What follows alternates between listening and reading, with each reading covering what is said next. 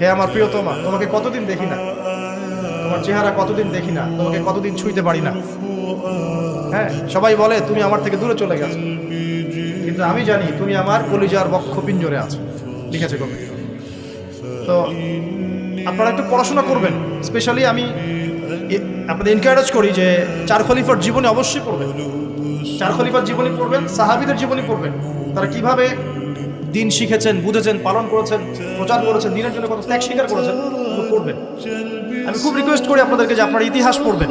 রাসূল সাল্লাল্লাহু আলাইহি ওয়াসাল্লামের জীবনী থেকে শুরু করে একদম অটোমান এম্পায়ার পর্যন্ত ইতিহাসগুলো পড়ে দেখেন কিভাবে ইসলাম আজকে এই জায়গায় আসছে, আপনি চিন্তাই করতে পারবেন। কত চড়াই উতরাই পেরিয়ে যে ইসলাম আজকে এই জায়গায় আসছে, আপনি চিন্তাই করতে পারবেন।